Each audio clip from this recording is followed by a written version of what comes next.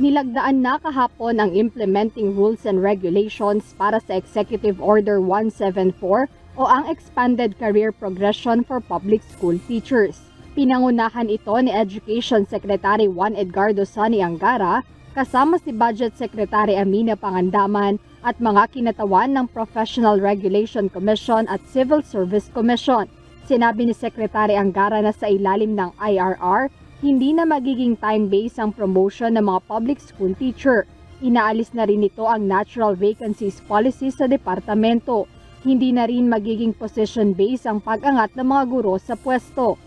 Under the new EO or implementing rules, meron na po siyang choice. And he or she can move freely from one track, from teaching track to the administrative track. So hindi po nasasakripiso yung kalidad ng ating edukasyon sapagkat nandoon pa rin yung choice ng teacher, the teacher can still teach, and the students will benefit from that teacher's experience, from that teacher's skills going forward. Sa pamamagitan nito, nasa 140,000 na posisyon ang inaasahang magiging available para sa mga guro sa pampublikong paaralan sa buong bansa sa susunod na taon.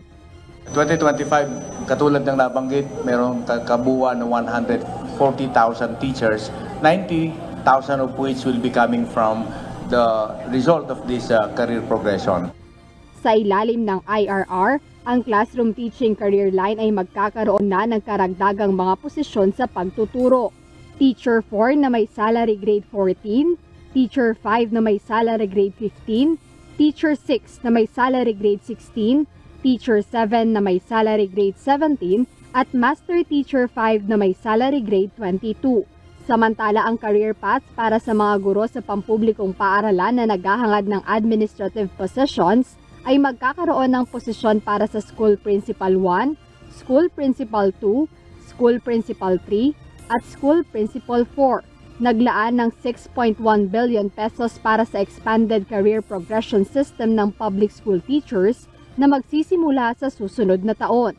Sa 2024 po, meron po tayong 1.1 billion pesos. It's under the DepEd budget.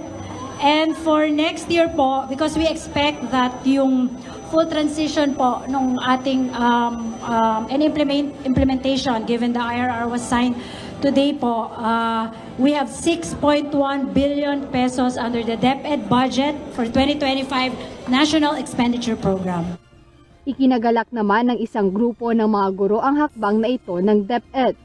Welcome po yan dahil mukhang i-close niyan yung gap ng teacher shortage natin kung may 140,000 additional teaching positions tayo kasi yan din yung shortage natin na naitala last year so syempre ang epekto nito ay hindi na mahihirapan ng husto yung ating mga guro doon sa trabaho kasi right now yung trabaho ng tatlo ay ginagawa lang ng dalawa. Very practical po yan kasi right now yun naman ang lumalabas kanina kapag kasi yung teacher ay gustong ma-promote tapos wala namang available position para sa teaching